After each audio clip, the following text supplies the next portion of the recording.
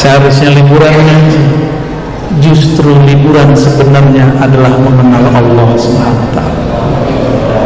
Hiburan yang sebenarnya adalah menyebut nama sang baginda Rasulullah SAW. Hiburan tertinggi ketika mengisahkan kisah-kisah sang terkasih baginda Nabi Muhammad SAW. Maka jika ada lagi hiburan yang lebih hebat daripada Nabi Muhammad, pantaskah kita disebut sebagai umat Nabi Muhammad? Kalau kita terhibur ke Lembang, Lembang itu tercipta dengan Nur Muhammad. Ada tempat hanya pancarannya, antum pilih yang mana? Majelis yang menceritakan, yang membawa kita kembali kepada sang sumber cahaya, Sayyidina Nabi. Maka jika ingin satu tempat diberkahi, jauh dari bala, jangan jauh-jauh dari salawat kepada Nabi, mengisahkan hidup Nabi sallallahu alaihi wasallam. Tempat itu berbahagianya bukan main.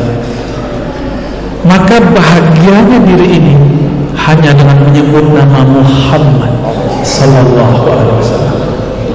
Itulah makna syair-syair ulama-ulama wali-wali Allah. Kullul qulub ilal habibi tamil. Semua hati cenderung kepada kekasihnya. Jika disebut namanya, mata berlinang, dada kita bergemuruh, jantung kita berdesir menyebut sang baginda Rasulullah sallallahu alaihi wasallam. Walaupun tempatnya sempit-sempit, tapi terasa lapang dengan menyebut Nabi Muhammad sallallahu alaihi wasallam. Maka tiada yang disebut rumah sempit, yang ada hanya dadamu yang sempit, karena tidak ada nama Nabi Muhammad di dalamnya. Nabi Muhammad betul rumahnya banyak, tapi kecil-kecil, hanya cukup satu kamar dengan istrinya. Tapi beliau mengatakan, baiti jannati, rumahku itulah surgaku. Maka disebutlah antara mimbar dengan kamar Rasulullah dengan taman surga, surganya di dalam kamar beliau. Oleh karena itu Sayyidatuna Aisyah tidak pernah keluar dari rumah, tidak pernah pindah ke rumah ayahnya setelah Rasulullah wafat. Dia tinggal di samping kubur Rasulullah. Itulah Sayyidah Kuburiyun pertama, itulah pemimpin pertama, Sayyidatuna Aisyah. Dia tidur kubur, dia peluk kubur Rasulullah SAW. Jika seandainya menyentuh kubur itu musyrik, maka ibunda kita Aisyah adalah orang yang paling musyrik. Tentu tuduhan itu tidak benar. Sayyidah Aisyah kalau masuk ke kamarnya yang ada kuburan baginda Rasul, dia lepas hijabnya, lepas cadarnya, karena suaminya sendiri, suami sampai akhirat. Inilah beda suami istri yang hanya menikah secara jasad. Mati suaminya, maka sang istri bukanlah istri dia lagi. Jika dia ziarah, nggak boleh nggak pakai hijab, harus pakai hijab, karena itu bukan suaminya lagi. Kalau dia mimpi bertemu suaminya dalam mimpi, itu bukan suaminya lagi, dia sudah bukan suaminya lagi, kecuali suaminya itu adalah suami ruh yang akan dibawa sampai akhirat. Itulah Sayyidah Aisyah. Beliau berlaku pernikahannya sampai ke alam kubur, sampai ke alam akhirat. Maka beliau copot kalau masuk ke kamarnya sallallahu alaihi wasallam. Meninggal ayahandanya, ayahandanya minta izin ke anaknya sendiri, wahai putriku, izinkan ayahmu yang sudah tua ini bersama dengan kekasihnya Rasulullah sallallahu alaihi wasallam. Mati pun Abu Bakar meminta berkubur dekat Rasulullah sallallahu alaihi wasallam. Meninggal Umar pun minta izin, wahai ibunda kami, orang-orang yang beriman. Ibunya adalah Aisyah, istri-istrinya Nabi, Hafsah, Ummu Salamah. Izinkan aku berkubur dekat kekasihku dan sahabatku, kekasihku Muhammad, sahabatku Abu Bakar, tuanku Abu Bakar. Akhirnya Aisyah istikharah minta izin kepada Rasulullah. Berarti Sayyidah Aisyah ini memang rohaninya terhubung selalu kepada Rasulullah. Beliaulah kuncirnya zaman itu. Orang kalau ingin ziarah kepada Nabi mesti datang dulu ke Aisyah. Maka tidak semua orang bisa datang masuk sembarangan ke kuburan Rasulullah SAW. Kuncirnya Sayyidah Aisyah. Inilah sunnahnya ada kuncir. Ya. Sekelas Sayyidina Umar minta izin kepada Sayyidah Aisyah. Akhirnya Aisyah mendapatkan isyarat boleh. Di saat itulah dia tidak lagi tinggal di kuburan. Maka kubur itu cuma fisik, ruhnya masih ada. Kenapa beliau tidak lagi di sana? Karena Umar bukanlah mahram beliau sallallahu alaihi wasallam. Inilah pernikahan ruhani, pernikahan Sayyidah Aisyah dengan Nabi. Awalnya diuji, Sayyidah Aisyah dipenuhi rasa cemburu yang bukan main. Ini Rasulullah selalu bersamanya. Maka beliau adalah konspirasi antara istri-istri, sehingga Rasulullah pun kemudian makan hati, betul makan hati. Karena Rasulullah makan hati, Allah mulai kemudian menegur Aisyah. Turunlah surat At-Tahrim. Di ayat ke-6-nya diancam di situ. Inilah proses naik makom manazilnya Sayyidah Aisyah. Dari cinta nafsiyah menyai kepada cinta ruhiyah. Itulah mi'rajnya para istri-istri Nabi. Jadi beda orang, beda makom, beda mi'rajnya. Mi'rajnya Sayyidah Aisyah, Hafsah, Salam, semuanya adalah ketika mereka ingin Rasulullah itu sama mereka aja, nggak boleh yang lain. Kecemburuannya kadang-kadang bercampur dengan kebencian, bercampur dengan emosi berlebihan, maka di-cut di situ. Naik makomlah Sayyidah Aisyah karena diancam di situ. Jadi ternyata kalau Allah ngancam istri Nabi, itu bukan ancaman kebencian, itu adalah ujian menaikkan makom. Radhiyallahu ta'ala an Sayyidatina Aisyah. Semoga Allah meridai Sayyidatina Aisyah. Semoga Allah meridai semua istri-istri Rasulullah. Merekalah ibunda kita.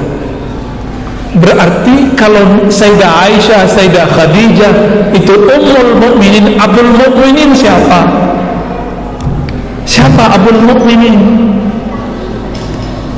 Jika umumnya adalah Khadijah, Aisyah, Hafsah, Ummu Salamah dan Zainab dan selain macam. Abunya siapa? Abinya siapa? Maka bid'ahkah kita kalau mengatakan Rasulullah itu ayah ruhaniku? Tidak. Itulah kedekatan yang paling dekat ketika seorang umat, seorang hamba mengatakan wahai ayahanda rohaniku. Iman itu pada rohani kita. Maka apakah bid'ah jika seorang Ar-Razi yang hina ini ngomong wahai abati Rasulullah, wahai ayahanda ruhku Rasulullah? Tidak. Itu bukan mengada-ngada, diambil dari ini. Cuma di zaman Rasulullah itu disembunyikan kalimatnya. Disembunyikan dari mana? Jika ada ibu pasti ada bapaknya, jika ada emaknya pasti ada ayahnya. Jadi boleh sebenarnya secara rohani kita mengatakan Assalamualaikum ya abati ya Rasulullah, salam atas engkau wahai ayahanda ruhku. Orang yang sudah lama tidak bertemu ayahnya, dia pasti rindu ketemu ayahnya. Orang yang pernah punya kenangan dengan ayahnya, dikenang lagi setelah sekian tahun, pasti air matanya meleleh. Pasti dia rindu. Itu baru ayah fisik. Kita punya guru kita sudah meninggal, tiba-tiba ada haul. Kenapa ada haul? Untuk mengenang baginda Rasul, untuk mengenang ayahanda ilmu itu, guru kita Syekh Fulan, Kiai Fulan, ajengan Fulan. tidak lebih dari itu semua. Beruntunglah orang-orang yang merasakan ini. Beruntunglah orang-orang yang merasakan kerinduan ini. Rindu ini antum riyadhah 40 tahun tidak akan didapat. Tapi jika tasdik, percaya saja dengan omongan ini, antum akan merasakan getaran-getaran yang kerinduan kepada Rasulullah SAW. Yang getaran ini tidak didapat berulang kali, dia hanya sekali, habis itu dia pergi. Nanti getarannya berbeda lagi.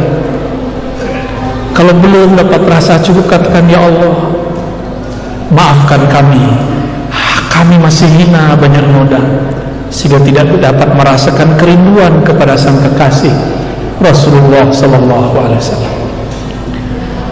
Ampunkan kami ya Allah, belum merindukan Rasulullah. Ampunkan kami ya Allah, di hati kami masih ada nama selain nama kekasih.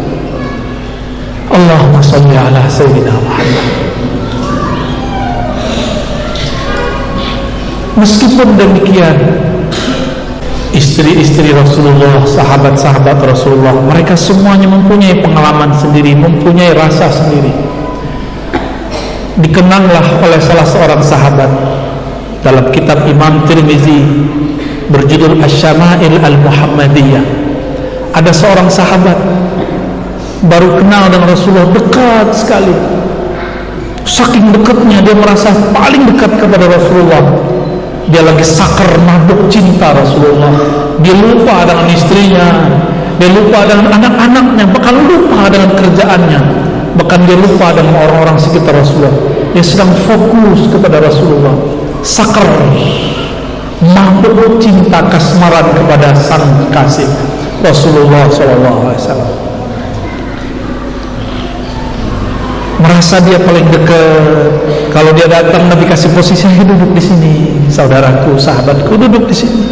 Sering ditanya, lama-lama dia nak GR bertanya, wahai Rasulullah, apakah aku orang yang paling engkau cintai? Ternyata orang ini kegeeran. Dia lagi terbakar cinta Rasulullah SAW. Dia mengira dirinya lah yang paling dicintai Nabi, diperhatikan Nabi. Apa kata Nabi? Salah nanya dia. Lah, bukan. Yang paling ku cintai Abu Bakar, Umar, Utsman, Ali, Fatimah. Kalau dari kalangan keluarga Fatimah, dari kalangan sepupu Ali, dari kalangan sahabat Abu Bakar, dari kalangan musuh yang menjadi sahabat, itulah Umar. Dari kalangan mantu, itulah Utsman. Ada begitu. Jadi ada orang-orang yang merasa dekat sekali. Nanti antum akan menyaksikan itu, ya. Seorang wali itu kalau ngasih perhatian, masya Allah, udah kayak pacaran. Bukan pacaran dalam pengertian lawan jenisnya, dekatnya, masya Allah, luar biasa. Jadi Rasulullah itu kalau ngasih perhatian kepada sahabat, seakan-akan dia merasa diperhatikan sendiri, yang lain gak diperhatikan. Jangan lupa, kita ini bukan siapa-siapa, ya. Ketika Rasulullah mengatakan di akhir zaman ada Al-Mahdi, namanya sama dengan namaku, berarti sifatnya sama dengan sifatku, gayanya sama dengan gayaku, cuma beda casing. Dia akan begitu. Dan kalau punya sahabat, punya teman, dia akan perhatikan seperti memperhatikan sahabat satu persatu. Semuanya akan merasa dia paling disayang. Nanti di akhir zaman, ini pola-pola, ya, akhlaknya betul-betul persis seperti Rasulullah SAW. Walaupun penampilannya mungkin belum berserban, jangan tertipu, ya. Kopiah saya ini bukan jaminan saya benar, ya. Belum tentu ini. Allahumma sholli ala sayyidina